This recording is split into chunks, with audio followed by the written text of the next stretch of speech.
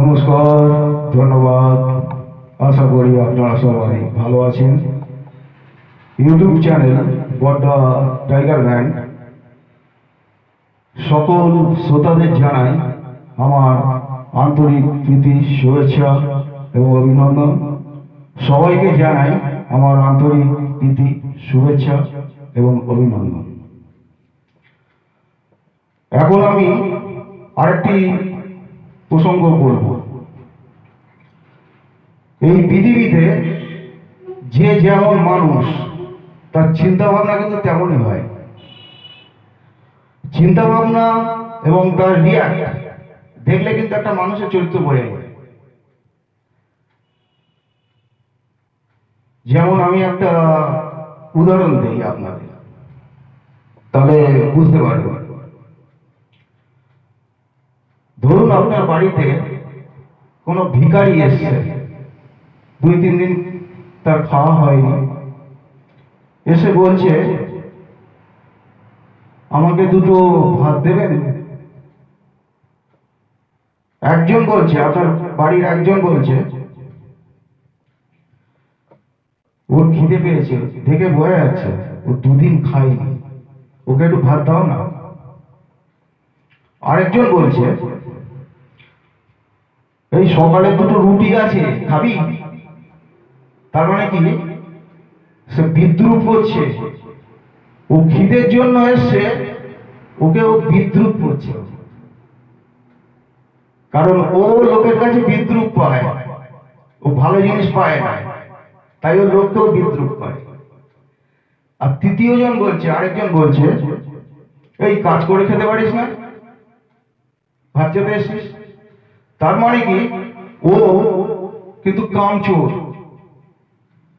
ও যদি অফিসে চাকরি করে হোক বা বিজনেস করে হোক, বিজনেস করলে চুরি করে ইনকাম করে, ওর বিজনেস মানে চুরি। শুনে রেখে দিন, এটা বাস্তব। আপনারা আমার কথা শুনবেন, শুনে বিশ্বাস করবেন না, নিজেরা যাচাই করবেন, দেখবেন মিলে যাবে। ম্যাক্সিমাম ক্ষেত্রে মিলে যাবে, এবং 100-এ 100 মিলে যাবে আশা করি, কারণ আমার নিজের অভিজ্ঞতা এগুলো আমি বলছি। আর সে যদি অফিসে চাকরি করে, কাজ করে না, সে তাকে গিয়ে যদি বলা যায় যে আজকে তুমি কি কি কাজ করেছো আমাকে দেখাতো, আর তোমার মাইনে কত, সে ধরো বললো আমার মাইনে 30,000 টাকা, তাহলে তোমার পার ডে তোমার কত টাকা আসছে? এত টাকা আসছে। তুমি কি কাজ করেছো আজকে আমাকে দেখাও তো। দেখবেন আপনি যে টাকারও মানে একদিনে যে রোজটা পাচ্ছে, তার হাফ টাকারও কাজ করে। এদিকে সে বড় বড় কথা বলছে, জ্ঞান মাস্টার এই ধরনের লোক। আর প্রথম যে লোকটা বলেছিল যে ও 2 দিন খায়নি, ওকে দুটো খেতে দাও, এই লোকটা ওই লোকটার কষ্টটাকে অনুভব করেছে। অরিজিনাল সৎ লোক হলো যে ও খিদে পায়, ও 2 দিন খায়নি, ও চোখ মুখ দেখে বোঝা যাচ্ছে, ওকে দুটো খেতে দেওয়া। তার মানে কি, ওর কষ্টটাকে অনুভব করেছে এবং নিজে ওর জায়গায় ও নিজেকে মানে দাঁড় করিয়েছে যে আমি যদি আজকে 2 দিন না যেয়ে খেতে পারতাম। ওই কিন্তু অরিজিনাল কিন্তু সৎ লোক। আর এই ধরনের সৎ লোকেরা আজকে আমাদের সমাজ থেকে কিন্তু কমে যাচ্ছে। এর জন্য দায়ী কিন্তু, শুনে রেখে দেন, আমাদের শিক্ষিত যাদের বলেন আপনারা ডিগ্রিধারী অশিক্ষিত লোকেরা, এরা ভুল ভাল মানুষকে বোঝায়। ডিগ্রি জোগাড় করেছে, বা আমাকে খেতে দেয়। এদিকে একটা বড় ডিগ্রি হোল্ডার, কি শিক্ষা পেয়েছে সে? আর এই ধরনের লোকেরা এখন সমাজের দণ্ডের মুন্ডের কর্তা হয়ে গিয়েছে। খুব কষ্ট লাগে যে আজকে যারা ভালো লোক, তারা সমাজ থেকে তাদেরকে কি বলা হয়? পাগল, বোকা। আর না হলে কি বলছে? ওকে বাদ দে, চুপ কর। সমাজকে কিন্তু পাল্টাতে কিন্তু ইয়ং জেনারেশন ভাই, তোমাদের শুনে রেখো, ইয়ং জেনারেশন তোমরা যদি চাঙ্গা হও, ভবিষ্যতে কিন্তু তোমরাও সাফার করবে, তোমাদের সন্তান তারাও কিন্তু সাফার করবে। আমাদের বয়স হয়ে গিয়েছে, আমরা চলে যাবো আর কিছুদিন পরে। আমার যদি অল্প বয়স থাকতো আমি এইসব জিনিস দেখেছি অনেক, এবং কি ট্রিটমেন্ট করতে হয় সেটা আমিও জানি, করেছি একসময়, আর করলেও করতে পারি, এখনো পারি। শোনো, ক্ষমতা কিন্তু আমার কম নেই, কিন্তু আমি করি না, এখন অন্যরকম হয়ে গিয়েছি। আমার সম্বন্ধে যেমন এই কথা যখন উঠলো, যেমন কথাটা বলে দেই আমি আজকে আমার সম্বন্ধে তোমাদের কিছু কথা বলে দেই, বলারও দরকার আছে। মন দিয়ে শোনো কথাগুলো।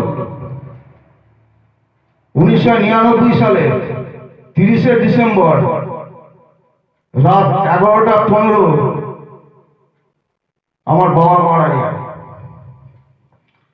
11:30টায় 15 মিনিট আমি বিশাল রেগেছিলাম, কিন্তু আমি আমার বাবার মৃত্যুটাকে আমি সহ্য করতে পারিনি। 5 মিনিটে মৃত্যু হয়েছিল আমার বাবা, সুস্থ মানুষ ছিল, ভীষণ রেগে যাই। ওই সময় আমার এখনো মনে আছে, কারণ ওই স্মৃতি আমি কখনো ভুলবো না। চাল চন্দন যাদের বলেন, মানে পুরনো বাজারের দোকান আছে, টায়ারের দোকান আছে, চন্দন আর আমার ভাই জয় আমাকে কিন্তু চাপতে ধরে রেখেছিল। আমার সে স্মৃতি এখনো মনে আছে। আর 11:30টার পরে কিন্তু আমি পাল্টে যাই, উত্তর থেকে দক্ষিণ হয়ে যাই। যারা জানতো তারা জানতো আমি কি ছিলাম। উত্তর থেকে পুরো দক্ষিণ হয়ে যায় আমি তখন, সবকিছু ছেড়ে দিই। শুধু আমার বোনকে বিয়ে দিতে হবে, ভাই তখনও তেমন কিছু করে না। এটা মনে রাখুন, আমি বেঁচেছিলাম শুধু আমার দায়িত্ব কর্তব্যের জন্য। আমার জীবনে কোনো চাহিদা নেই, আমি জীবনে কোনো জিনিসের প্রতি লালায়িত নই। সংসার ধর্ম অনেক বছর আগে আমি ছেড়ে দিয়েছি, কিন্তু আমার রেস্টটা ছিল। কিন্তু বিগত 12-13 বছর আমি কোনো সঙ্গে মিশি না, কারোর সাথে মিশি না। 3বার ফোন নাম্বার পাল্টিয়েছি, আমি সব কিছু ত্যাগ করে দিয়েছি। কিন্তু ভেবো না আমি সব ভুলে গিয়েছি। পুরনো চাল কিন্তু যাই হোক, ওটা বাদ দাও। আমি চাই না সবাই ভালো থাকুক, শান্তিতে থাকুক। আর এটা মনে রাখো, আমার কিন্তু কারোর প্রতি কোনো ক্ষোভ নেই, রাগ নেই, কিছুই নেই। আমি কারোর উপর ক্ষোভ করি না, রাগও করি না। যার সঙ্গে যে দেখি আমাকে অপছন্দ করে, সেখানে আমি সরে আসি। আমার এটাই নীতি, আমি কারোর প্রতি রাগও দেখাই না, ক্ষোভও দেখাই না। আর কারোর সঙ্গে আমি চাই না যে আমার কারোর সঙ্গে মনোমালিন্য হোক। জীবনে আমি অনেক কিছু দেখেছি, কষ্ট পেয়েছি, অনেক কষ্ট পেয়েছি। আমি আমার লাইফে অনেক কষ্ট আমি পেয়েছি, কিন্তু আমি তাই বলে কোনো কাউকে আমি করি না। আগে আমার মা আমাকে টাংরাতো, মা মারা গিয়েছে, এখন ভগবানই আমাকে টাংরায়।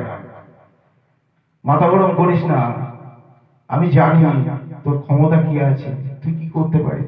এখন সত্যি আমার ভগবান আমাকে টাংরায়, বারবার বলে কর্মফল ভোগ করবে। ভাই তুই চুপ করে দাও, তোকে আমি ভালোবাসি, তো আমি তো বলছি কর্মফল সবাই ভোগ করবে। এই যে ভগবান আমাকে, আগে মা এটা আমাকে বারবার বলতো। সবাই ভালো থাকবেন।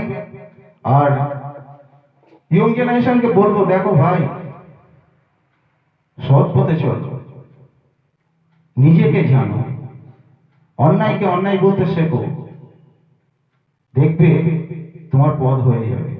এবার এরপরে আমি একটা জিনিস বলছি তোমাদের, ইয়ং জেনারেশনের জন্য বলবো।